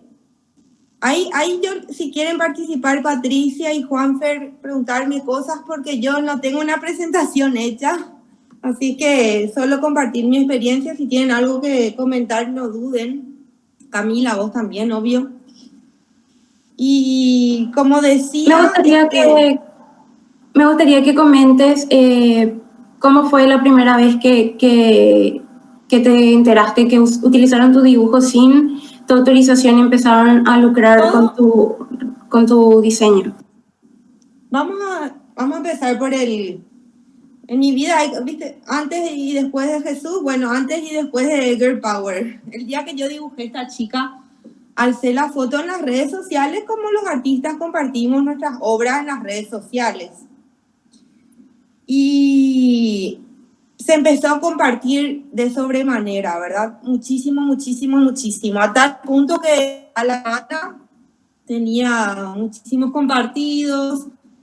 Mucha gente en Estados Unidos me decía, tu dibujo está teniendo mucho éxito acá, tenés cuidado, tenés que protegerlo, registrarlo, y yo no sabía ni de qué me hablaban realmente. Por suerte fui súper bien asesorada por una persona en Estados Unidos que, si está conectada, le mando saludos, se llama Heather. Ella me dijo, vos tenés que proteger tu diseño en la oficina de US Copyright Office, ya nomás porque hay personas en las redes que están diciendo que es suyo el dibujo y que probablemente van a querer registrar tu propio dibujo ellos a su nombre. Entonces, ahí empezó, digamos, esa locura y ella me ayudó a registrar ante la US Copyright Office este dibujo. Tuve la suerte de poderlo hacer porque digamos que el concepto mío, como dije desde el día 1, mi dibujo rinde homenaje al ícono americano Rosie de Riveter. De hecho, que cuando era el Día de la Mujer en el 2013, hice dibujar algo y dije que puedo dibujar en este día tan importante. Y me acordé de Rosie y dije, genial, voy a hacer mi versión de Rosie, ¿verdad? Pero mismo concepto, pero obviamente completamente diferentes líneas y demás. Me comentabas que al momento que vos hiciste esta ilustración no estaba registrado, no tenía derecho a autor, ni había que pagar. Te digo, cuando hice este dibujo, yo no sabía que se iba a viralizar, nada. No sabía ni siquiera cuál era el estado de registros posibles de mi inspiración inicial, que es Rosie. Y me enteré justamente a través de las personas que me aconsejaron que Rosie de Riveter estaba libre de derechos. Y por ende pude registrar el mío sin problema. Quiero aclarar que al día de hoy, a más de 7 años de haber hecho este dibujo, nunca nadie de la familia del autor me reclamó nada y pude registrar sin problema. Sí, pero no sé si a mí también me gustaría decir algo al respecto. Comenzaba Juanfer, después tío. Sí, realmente lo que estamos, o sea, como estábamos hablando anteriormente, lo que protege el derecho de autor es la expresión de una idea, ¿verdad? Si yo tengo la idea de crear un libro sobre un dictador y sus 26 años de dictadura con sus luces y sombras, capaz que alguna persona pueda relacionar esta idea con Yo el Supremo, ¿verdad? Sin embargo, el hecho de que yo realice una obra similar o inspirada en esa, realmente lo que protege el derecho de autor en este caso en particular es mi expresión de la obra, ¿verdad? Si es que yo me inspiro en algo, realmente yo no estoy violando ningún derecho de autor en particular, ¿verdad? Entonces, para mí eso nomás tiene que ser bastante importante. Por aclarar ese dato, porque desde que hice este dibujo lucho día a día y a nivel mundial en Paraguay, en China, en Estados Unidos contra la piratería, porque al haberse viralizado hay personas en el mundo entero que la comercializan a diario y ganan millones de dólares con mi dibujo. Como siempre digo, yo quería vivir de mi arte y el mundo está viviendo de mi arte, es un poco injusto. Pero muchas veces las mismas personas que piratean mi dibujo me echan en cara esto. Ay, pero ¿qué vas a decir si vos te inspiraste de un ícono Rosie? Entonces siempre tengo que estar debatiendo sobre ese tema y también les digo a ellos, si tanto te gusta el concepto, si tanto te gusta Rosie, o puedes usarla a ella, que está libre de derechos, o puedes crear tu propia versión, como lo hice yo, pero no uses la mía. Pero la gente vende y vende mi dibujo, o a veces le cambian un poquito, como hablamos del plagio, apenas le cambian el color del ojo, de la vincha, pero son las mismas líneas. Yo me baso mucho con las líneas, reconozco mis líneas perfectamente. Entonces, por más que le agreguen una florcita acá, y es una lucha constante, muy agotadora para mí. Realmente nunca pensé que me iba a pasar algo así. Y aprendo todos los días, y hoy aprendí muchísimo lo que dijeron ustedes también. Yo, lo que dijo Juan Fernando, las ideas no son de nadie. Es la forma de expresión de esas ideas. En el caso de Roxy, vos te inspiraste en ella, pero hiciste un dibujo totalmente diferente. Así es. Y se nota tu mano. O sea, no es, o sea, yo puedo dibujar eso y va a salir otra cosa, o Camila va a dibujar eso y va a salir otra cosa. Y lo que yo sí te puedo decir es que es totalmente original, y como vos decís, ver las líneas, cuántas cosas coinciden, y en eso basa un plagio. Pero independientemente de que Rosie haya caído en el dominio público, porque ya pasaron más de 70 años de que murió, vos igual tenés un derecho, porque es totalmente diferente. Y me voy a ir a otro ícono, que es la famosa Mona Lisa. ¿Cuántas versiones de la Mona Lisa tenemos? Botero, por poner un ejemplo. O sea, es más renombrado. Yo no puedo copiar la obra de Botero. La Mona Lisa de Botero, si yo quiero poner una remera, en una taza, en diferentes, vamos a decir, elementos, que es lo que yo dije que se pueden poner, no tengo ese derecho. Así que haces muy bien en luchar por tu derecho, y la cuestión es demandar, y acá tenés protección. La Fiscalía debería de oficio iniciar las acciones. Sobre la parte de demandar, quiero aclarar que como ilustradora, cuando se viraliza una obra tanto, porque a mí no pasa un solo día sin que me manden mis seguidores o que yo descubra productos en el mundo, no pasa un día. A veces digo, por favor, no quiero más ni ver, porque me hace un poquito de mal, obviamente, ¿verdad? Es muy cansador. Pero yo no soy, los ilustradores no somos, cuando se viraliza una obra nuestra, no somos Louis Vuitton, Disney. Yo no tengo un presupuesto de lucha contra la piratería.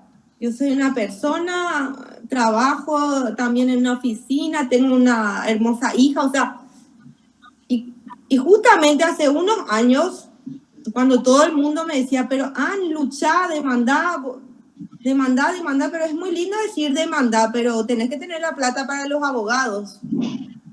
Y en ese sentido llegó un momento en el que casi me rendí a esa idea de luchar. Sí, hice los registros correspondientes de registro de marca, de copyright.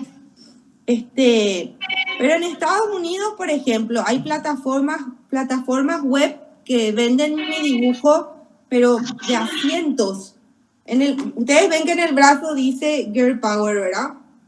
Y bueno, digitalizan esto, lo pasan tipo computadora y le cambian en el brazo y le ponen lucho contra el cáncer, lucho contra esto, me gustan los perros, me gustan los gatos. Entonces, este mismo dibujo multiplican en cientos de conceptos, y en una misma página web puedes encontrar más de 200 productos con mi dibujo y con la variante del brazo, como les digo, el color del pelo y qué sé yo. Yo me tomaba el tiempo de contactar con esas páginas web a través de su contacto, y era súper difícil. Entonces, llegó un momento que me quise rendir. Acá en Paraguay también todos los días me pasa. No sé si querés que cuente. Anne, por ejemplo, hace poco leí que ganaste una negociación con una empresa canadiense. No, el caso de Canadá que yo compartí en mis redes sociales, no es que yo gané dinero ahí. Lo que gané es respeto, que para mí vale mucho más todavía. Yo todos los días a muchas personas les pido que dejen de usar mi arte, y no les estoy demandando por plata, les estoy pidiendo respeto nomás. sé diferenciar mis batallas, pero podría demandarles también por plata. Pero cuando son miles de personas, tenés que elegir tus batallas. En ese caso específico, es una empresa canadiense que usaba mi dibujo del logo de su empresa. Y yo descubrí a través del Instagram y le contacté personalmente y primero no estaba ella muy de acuerdo conmigo, me dijo que su diseñador le hizo ese diseño, bla, bla, bla. Yo le dije, mira, ya estás enterada, te estoy diciendo, este diseño es mío, está protegido, etcétera. Ella me dijo que iba a hablar con sus abogados y qué sé yo. Yo hablé con mi abogado también en Estados Unidos de esto. Y a los días, ella publicó una disculpa pública en su Instagram conmigo. Puso mi dibujo y le explicó a sus clientes que iban a tener que renovar su imagen porque este diseño era mío y que había que respetar. O sea, quedamos súper bien. Por suerte hay muchas cosas que cometen el error de usar mi diseño y tienen la honestidad cuando yo les contacto y cuando se asesoran, capaz a veces con abogados, de reconocer que no está bien y no entramos en una cuestión judicial complicada. Ana, me comentabas también en charlas previas que acá en Paraguay al menos es mucho de trabajo de educar a las personas, que muchas personas no saben en realidad que tienen que no es correcto utilizar un dibujo. Muchas veces también en un grupo de ilustrados en el que estoy, muchas marcas paraguayas utilizan ilustraciones de extranjeros o viceversa, o incluso de paraguayos sin autorización. Eso está penado por la ley, eso no es correcto. Sí. Porque justamente me encantaría que las personas de INAPI o abogados puedan, como te decía yo, no pasa un día sin que yo me pasen productos. En Paraguay también, ¿verdad? Entonces, ¿qué hago yo con estas personas? Les contacto, hola, yo soy Anecha, vos estás vendiendo de forma ilegal mi producto. Espero que se den cuenta la suerte que tienen que yo les contacto personalmente para advertirles. O sea, lo que yo les pido realmente, yo no les digo te voy a demandar, puedo, depende de los casos y hay que analizar. Pero simplemente quiero que dejen de vender y que entiendan que si no dejen de hacer, o si me entero que siguen haciendo, y ahí quiero que ustedes expliquen, por favor, cuáles son los riesgos legales que corren las personas que piratean mi dibujo. Me encantaría que les digan que es marca registrada también. O sea, Anne, lo primero que yo te diría es licenciar tu dibujo en Estados Unidos. Ya está hecho. A una firma. Entonces, esa firma se va a encargar de defenderte en el territorio americano. Allá ya tengo 3 batallas ganadas en Estados Unidos con un abogado americano.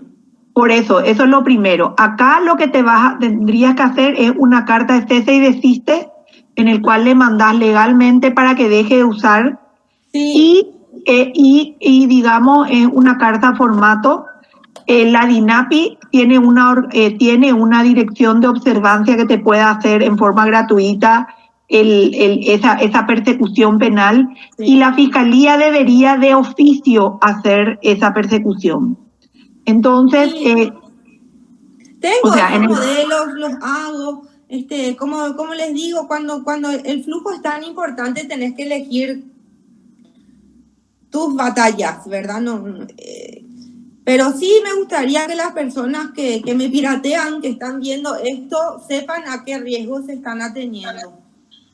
Una pregunta, Ani, ¿vos tenés registrada la marca acá en Paraguay? Sí, en Paraguay tengo registrado como marca, registro de marca, y en Estados Unidos tengo como copyright.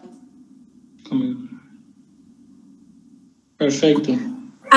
Algo también que me gustaría acotar es que un autor incluso que copia, por ejemplo, utiliza un diseño y le borra la firma y dice que es suyo, hace como si fuera que es suyo. Para empezar, luego su fama como artista o creador queda dañada irreparablemente por siempre. Obvio. Es muy difícil que un artista que se le haya tachado de plagiar pueda limpiar su nombre tan fácilmente. Puede marcar su reputación por siempre. Entonces, siempre hay que tratar de evitar hacer este tipo de prácticas. Incluso una marca, si se le si se descubre que utiliza sin autorización, sin pagar un canon o un porcentaje, también la reputación de la marca se ve afectada. En mi caso, las personas borran mi firma y estampan en miles de productos. Borran mi firma. Lo primero que hacen es borrar mi firma y estampan en millones de productos. Yo quería decirte nomás. El tema es cómo... Sí, adelante, Confer. Adelante, te estás contando, después nomás le voy a terminar de recomendar algo. Lo que yo le decía, como ella había manifestado, hay que ver contra quién uno está luchando o va a luchar o va a iniciar la batalla en este caso. Hay que ver cuál es el uso de tu imagen en este caso, de la creación artística que hiciste del dibujo. ¿Qué finalidad tiene esa persona o esa empresa que está utilizando? ¿Verdad? Si es un uso comercial, es prácticamente siempre un uso indebido de esa imagen. Siempre es de uso comercial. Siempre de uso comercial. Sí, en este venden caso, sí, termos, remeras, tazas, todos lados, todos los días veo tapabocas, y en el mundo y acá, es terrible. O sea, realmente es un delito de acción penal pública, tenés acciones legales, y el daño es el valor de lo encontrado más el recargo mínimo del 100% desde el punto de vista civil, y desde el punto de vista penal es hasta 5 años de cárcel y en casos especialmente graves hasta 8 años de cárcel. O sea, todo el que plagie tu dibujo, mejor dicho, hace una reproducción no autorizada de tu obra, está violando el Código Penal que establece esas sanciones específicas. Yo creo que los artistas tienen que saber que aparte de la pérdida de la fama por plagiantes, vamos a decir, o plagiadores, no sé cuál es la palabra correcta, también se exponen a una pena carcelaria y una pena pecuniaria en ambos sentidos. Porque tu acción penal no excluye tu acción civil y vos podrías demandar por el valor de lo encontrado más el recargo mínimo del 100%. Osvaldo Salerno pregunta... Quería nomás agregar una cosita a lo que dijo Anne. Acá tenés registrado como marca, pero no te da como derecho de autor. Independientemente de tu registro de marca, así como había dicho la doctora Patricia en su momento, los derechos siempre se pueden superponer, lo que en inglés le llaman overlaps, ¿verdad? En una misma obra se superponen distintos tipos de derechos, ¿verdad? Entonces nada obsta a que puedas visitarnos en la oficina de la DINAPI. Estuve por la DINAPI hace poco y justamente me comentaron de esto de registrar varias obras por un monto y lo voy a hacer también. Dale, eso nomás quería agregar. Gracias. Gracias. Sí, una preguntita acá me hacen. Osvaldo Salerno pregunta, ¿qué ocurre cuando se trata de una cita? El derecho de cita está garantizado por la ley, pero eso tiene que ser, y como se dice, los usos honrados. Si bien nuestra ley no tiene un parámetro de cuánto es cita, perdón, es un poco de lógica. Yo tengo que citar al autor y tengo que decir que esa obra no me corresponde e identificar lo que yo estoy diciendo que no es mío. O sea, si yo digo, la muerte es una experiencia más que me brinda la eternidad, es una frase de Borges. Y yo tengo que decir Borges, y si va a ser en una obra, vamos a decir, científica, tengo que usar las normas APA, decir qué libro fue, cuál es la página, vamos a decir, una serie de cosas. Y justamente, ahí de vuelta, si nos vamos al poema de Borges, vemos que las ideas no son de nadie. ¿Por qué? Porque cuántos poemas refieren a la muerte, o cuántas definiciones tenemos de la muerte, o del amor, o de de diferentes, vamos a decir, de la luna, del sol, de lo que ustedes quieran, hay miles de versiones. Entonces, lo que digamos, el derecho de cita está garantizado y se puede utilizar solo, digamos, la ley habla de los usos honrados, que es con determinados parámetros, como para que yo no puedo hacer un derecho de cita de 100 páginas, por poner... Sí, me gustaría también que hablemos un poco del derecho de la imagen. Hace poco una persona hizo un uso de una imagen que se viralizó y se comercializó la obra. La persona que se viralizó se puso en contacto con el autor de la obra y él le dijo que no le daba el permiso. Pero en este caso, ¿qué ocurre en este caso cuando una obra se viraliza y se empieza a comercializar la imagen, por ejemplo? O la persona tiene derecho a ir contra la persona que comercializa esa imagen sin su autorización. Ahí podemos encontrarnos en dos derechos. El primero, el derecho a la imagen de la persona, y segundo, el fotógrafo que sacó la foto de esa persona. El fotógrafo tiene derecho a ser mencionado como el autor de la obra y tiene un derecho sobre esa obra, pero no puede usar la obra si es que esa persona no autoriza. En ese sentido, nuestra ley no es que tienen, corríjame, tanto Cristóbal como Juan Fernando, no es que tiene mucho, pero sobre todo, ¿dónde fue sacada la foto? Si la foto fue sacada en un lugar público, si la foto fue sacada en un ámbito doméstico, ¿dónde salió la foto? ¿Dónde El video se emitió en TV Pública. Ese también es un tema, Camila, porque tenemos que tener en cuenta que los informativos en particular están exceptuados porque entienden que el derecho a la información supera dentro de la medida de lo posible el derecho a la intimidad en algunos casos. Y en este caso en particular, el consentimiento de la persona eventualmente, no sé, vamos a hablar de un entrevistado, ¿verdad? Si yo soy entrevistado y yo doy mi consentimiento eventualmente para ser entrevistado, en ese momento un consentimiento tácito, ¿verdad? Y eso se emite en algún canal. Realmente yo, al ser esto en el ámbito de la información, salvo que exista una lesión a mi honor, esto va a estar dentro de esta excepción que habla del uso de la imagen. No sé si me corregís, doctor. Sí, es con relación a la denigración de la imagen de la persona, si es ofensiva esa reproducción o esa publicación o esa divulgación. En este caso, la persona afectada puede prohibir su divulgación. Pero así como dice Juanfer, si fue publicado o si fue divulgada en un ambiente público y lo que hace esta tercera persona es publicar en idéntica forma, yo no creo que la persona que pueda oponerse a esa publicación que apareció, digamos, en forma pública, entre comillas. Con Camila creo que estuvimos hablando anteriormente de este caso en particular, y es de una persona que fue entrevistada en un noticiero, y esta imagen publicada en el noticiero fue tomada por un ilustrador, y básicamente lo que hizo fue crear a partir de esa imagen otra obra, ¿verdad?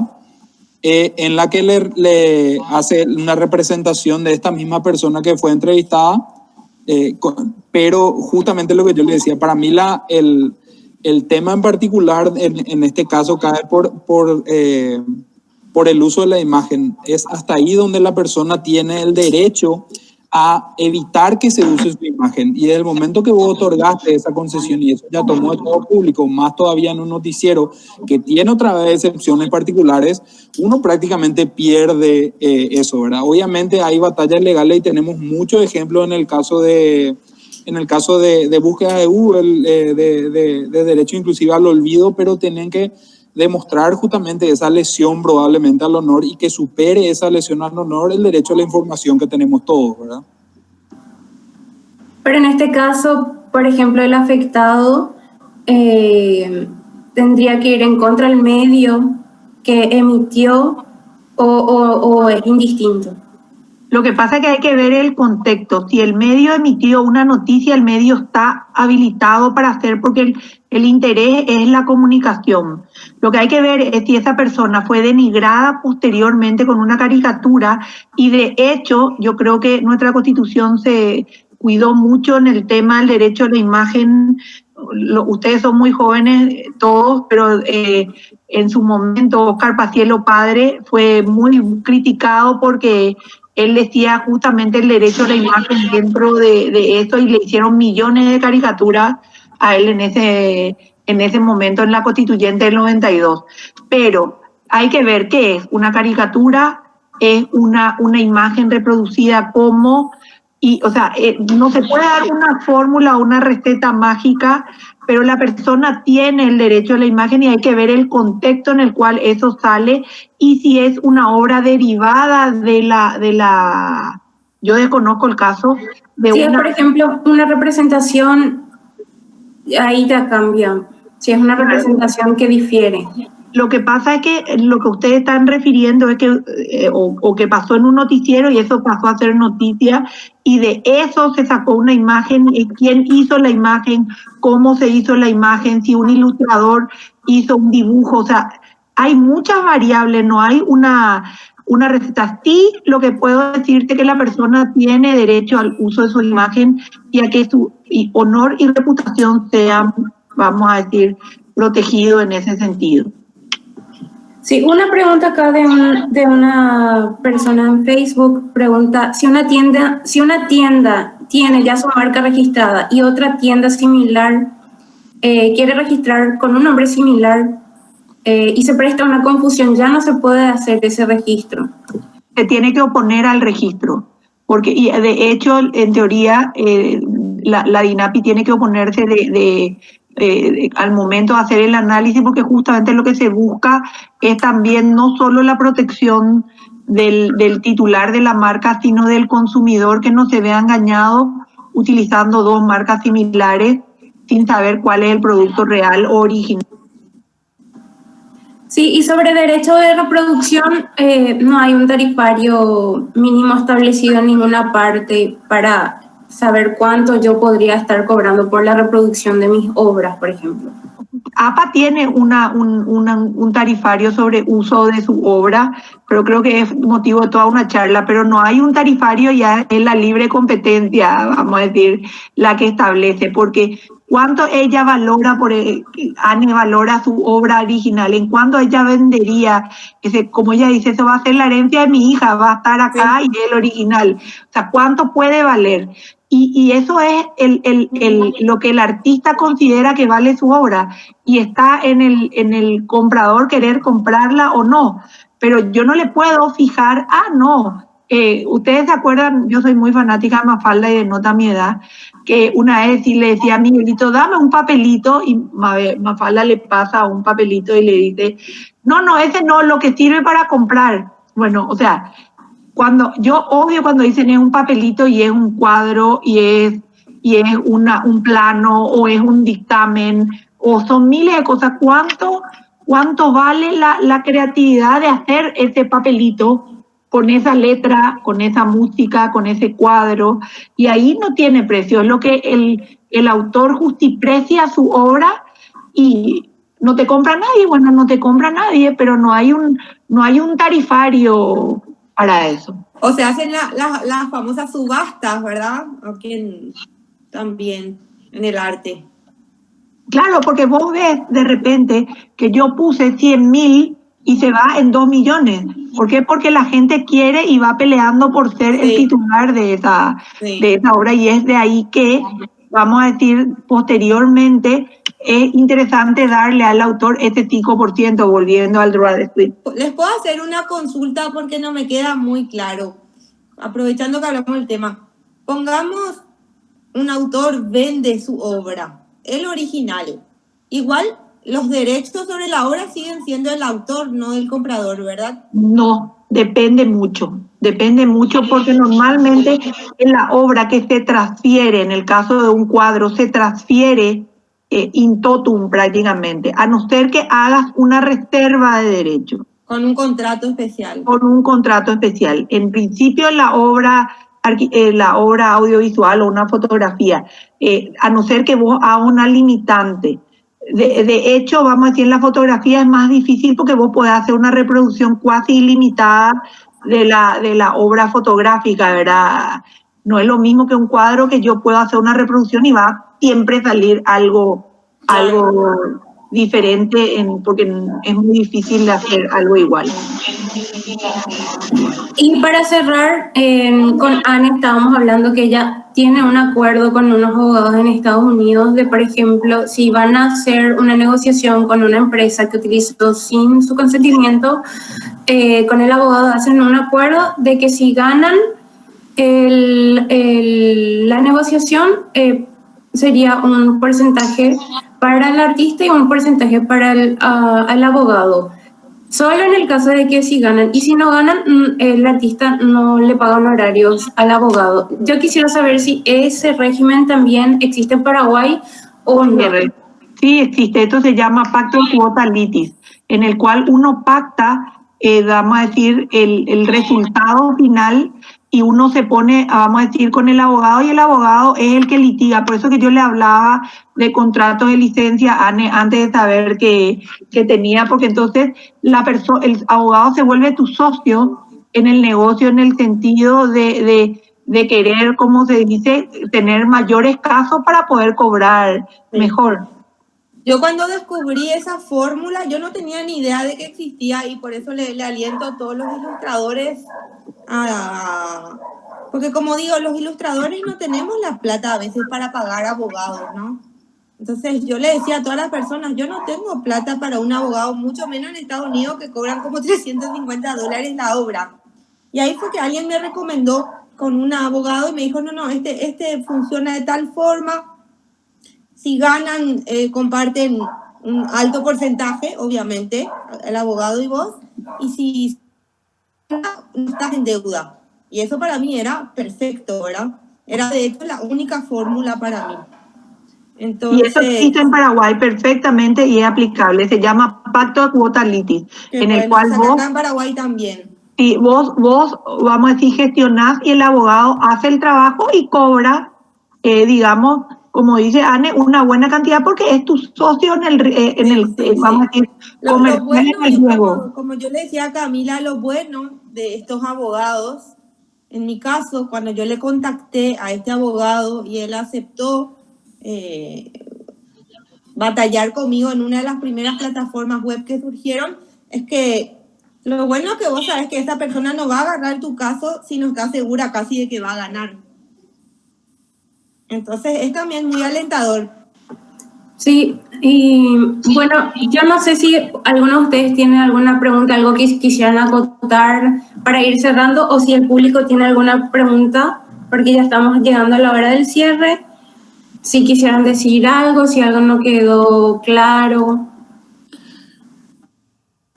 Realmente, desde DINAPI, antes que nada, ponernos a disposición de tanto arquitectos como diseñadores o como cualquier otro tipo de creadores, porque realmente estamos ahí para ayudarles desde la creación de DINAPI. Realmente hemos tenido un espacio especial para los autores en particular, y realmente estamos cuidando bastante eso, ¿verdad? Queremos justamente evitar, o sea, no evitar, sino que sepan que pueden acudir a nosotros sin necesidad de contar con un abogado, que pueden llamarnos, que pueden contactarse con nosotros, y que nosotros vamos a tratar de consultar, de responderles o sacarles probablemente de estas dudas. No tenemos problema de hacerlo, inclusive caso por caso. O sea, nos llegan consultas todos los días por las redes sociales y por correo, así es que estamos para eso. Realmente felicitarles por el espacio que están creando. Esperemos que esto tome fuerza y realmente se constituya en un espacio de defensa de los derechos de los arquitectos y los diseñadores en particular, y de todas las artes plásticas, ¿por qué no? ¿Verdad? Y eso, realmente está bueno que podamos apoyarnos y que se pueda conocer un poco más, que puedan conocer un poco más de sus derechos, más que nada, ¿verdad? Así que muchísimas gracias, y gracias a todos los que me acompañaron también. Yo lo mismo digo. Okay. Creo que... Gracias a todos ustedes. No, yo quería decir lo mismo, perdón, quería decir lo mismo, muchas gracias, creo que es un gran espacio, creo que el diseño, la arquitectura en Paraguay está teniendo un gran destaque, tenemos grandes arquitectos, grandes diseñadores, grandes, siempre tuvimos, no hoy, sino siempre tuvimos. Yo creo que hoy el Internet hace que sea una ventana al mundo, las cosas, para lo bueno y para lo malo, vamos a decir, en el sentido de que hoy, como decimos, la palabra viral puede tener hasta un contenido positivo y negativo. Estamos viviendo una pandemia que también es algo viral, ¿verdad? Pero digamos, y yo creo que a Anne le viralizaron mal su obra, en el sentido que hay mucha gente que le gustó y en vez de contactar con ella y a obtener contratos de licencia, que es lo que permite mucho el tema de la propiedad intelectual, hacer contratos de licencia de uso.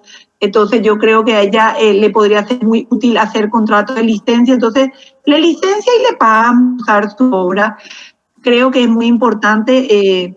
Yo cuando se habla del Droit de Suite tengo un amor especial porque a mí me tocó ser la contraparte nacional de la Ley de Derecho de Autor, y con el querido profesor Ricardo Antequera, cuando comenzamos a dibujar el tema de Droit de Suite, yo me ponía tan feliz, pues tengo muchos amigos artistas y digo, bueno, por fin muchos van a poder cobrar mejor, porque normalmente cuando uno comienza no siempre puede vender al precio que uno quiere, sino al precio que uno puede.